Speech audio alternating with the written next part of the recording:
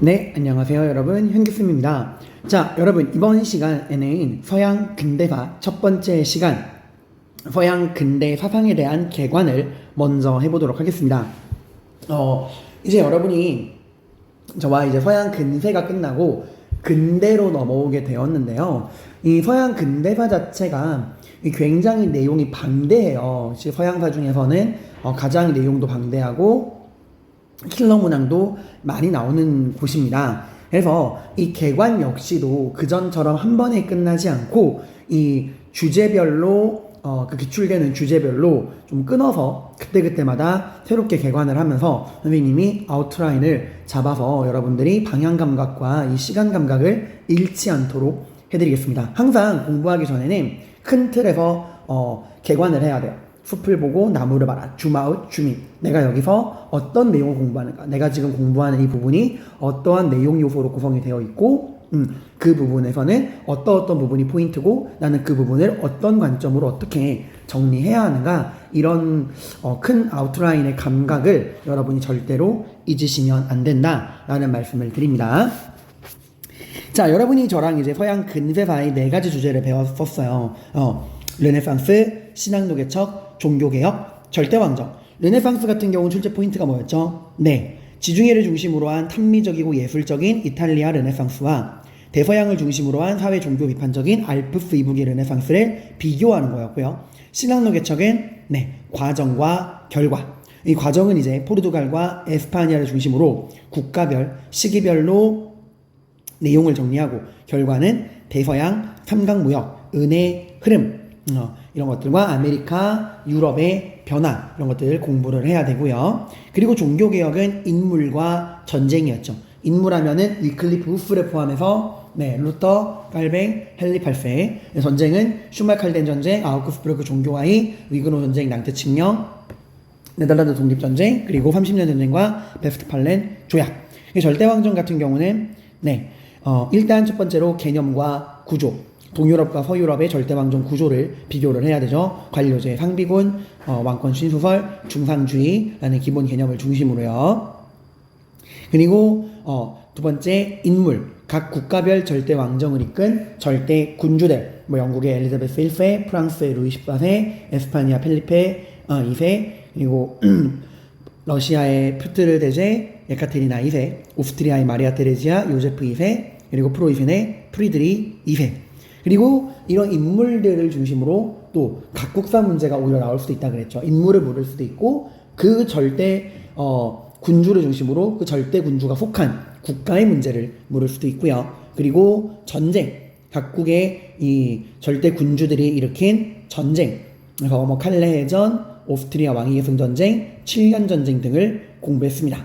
자, 그런 근대사의 내용을 다시 한번 머릿속에 잘 정리해 두시고, 이제 우리는 근대로 넘어왔는데, 근대사의 특이한 점은요, 그 전에 여러분이 배웠던 다른 이제 세계사 파트, 이제 서양 고대 중세 근세라든가, 중국, 일본, 인도, 서아시아 같은 경우는 정치사적인 흐름을 먼저 본 다음에, 그 다음에 이제 사상과 문화를 공부했어요. 하지만 근대사는 반대입니다.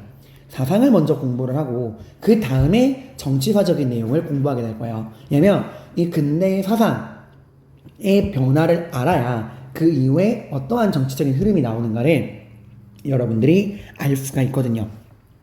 자, 먼저 이 서양 근대 사상이라 그러면 과학혁명을 공부하게 될 겁니다. 이렇게 물을 수 있는 친구들이 있어요. 쌤, 근세사가 14세기부터 18세기까지의 내용이 섞여 있었는데 왜 근대, 그 근세 다음인 근대의 사상인 과학혁명은 또 16세기인가요? 여러분, 이게 그 역사가 수학이 아니기 때문에 정확하게 언제부터 언제까지는 근대고 언제부터 언제까지는 근세고 이게 칼같이 나눌 수가 없어요. 애초에 이 고대, 중세, 근세, 근대라고 하는 게 이 학자들이 조금 그 내용을 편하게 구분하기 위해 좀 붙인 거라서 너무 그렇게 신경 안 쓰셔도 됩니다. 특히 근세는 이 중세와 근대의 분기점에 있는 부분이라 이 좀 중세랑 근대에 좀 걸쳐 있는 부분이 많아요. 그러니까 너무 그렇게 근세랑 겹친다는 거에 예민하게 생각 안 하셔도 됩니다. 자, 과학혁명은 16에서 17세기에 일어났던 변화입니다. 과학혁명의 내용은 이런 거예요. 자, 그 전까지만 해도 여러분, 중세를 살아가던 사람들은 낮과 밤이 바뀌거나 날씨가 뭐 바뀌는 비가 오거나 뭐 천둥이 치거나 태풍이 불거나 해가 뜨거나 그러한 나를 둘러싼 그런 자연과 우주의 질서 변화에 관심이 크게 없었습니다. 왜? 다 뭐의 뜻이니까? 신의 뜻이니까. 그냥 뭐 벼락이 치건 천둥이 치건 뭐 비가 내리건 낮과 밤이 바뀌건 그냥 다 신의 뜻이다 라고 생각하고 넘어갔어요. 그런데 이제는 사람들이 이 중세 말기부터 근세 여러 가지 이런 변화를 거치면서 당연하게 생각했던 주변에 신의 섭리라고 생각했던 나를 둘러싼 자연과 우주의 질서에 관심을 가지게 된 거예요. 그러면서 이 신이 만들었다고 하는 이 자연의 법칙을 신의 섭리가 아니라 뭐로서 우리의 과학과 이성을 통해 한번 탐구해보자 라는 생각이 나왔고 그러한 그 결과가 과학혁명이에요. 과학혁명은 뭐라고요? 네, 인간 나를 둘러싼 이 자연과 우주의 질서를 신의 섭리가 아니라 우리 인간의 이성과 과학을 통해서 그 자연의 원리, 원칙, 법칙을 한번 설명하고 탐구해보자 라고 하는 게 과학혁명이에요. 여기 나오죠? 신이 만든 자연의 법칙을 뭐를 통해서? 우리의 과학과 이성을 통해 한번 설명을 해보자. 실험과 논증에 의한 전문적인 연구가 발전하게 된다라는 거야. 이거 그림을 한번 그려보면 나를 둘러싼 이 자연과 우주에 관해서 그 전까지는 다 뭐라 그랬죠? 신의 뜻.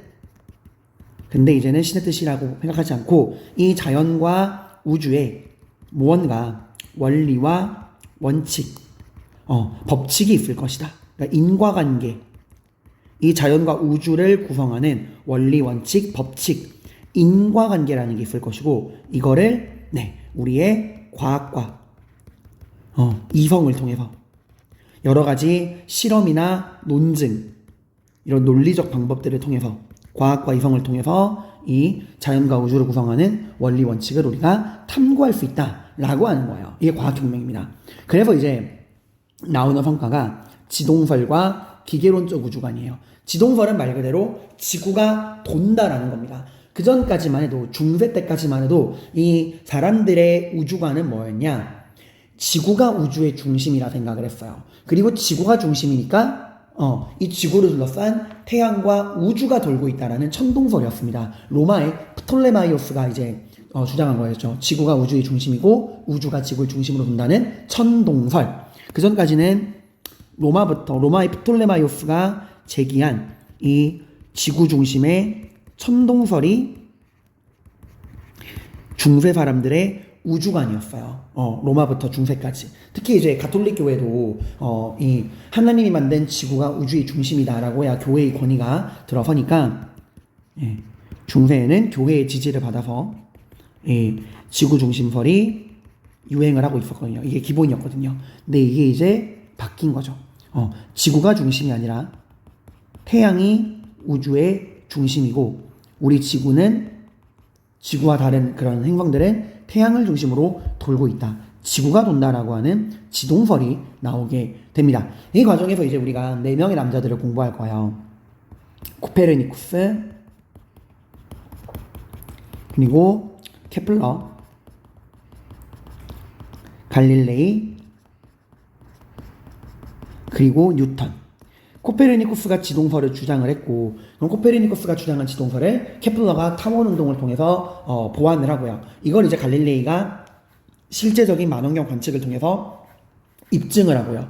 그런 지동설을 완성한 게 뉴턴입니다. 이 뉴턴을 통해서 이제 뉴턴의 자연의 법칙을 모두 이제 인과관계에 의해 설명할 수 있다라고 하는 걸 보여줬어요. 천체의 운행을 수학 공식으로 증명을 하고 프린키피아 같은 책을 쓰면서. 그래서 이 뉴턴을 통해서 정립된 게 기계론적 우주관입니다. 그러니까 우리가 살고 있는 우주는 신의 섭리로 구성된 것이 아니라 원리와 원칙, 법칙, 인과관계에 따른 그런 톱니바퀴가 돌아가는 그런 원리와 원칙으로 돌아가는 기계적인 우주다. 그러니까 신의 뜻으로 굴러가는 우주가 아니라 원리와 원칙, 법칙, 인과관계로 돌아가는 기계와도 같은 게 우리가 살아가는 우주고 그런 기계와도 같은 우주의 원리, 원칙, 법칙을 뭐 할 수 있다? 탐구할 수 있다. 뭘 통해서? 과학과 이성을 통해서.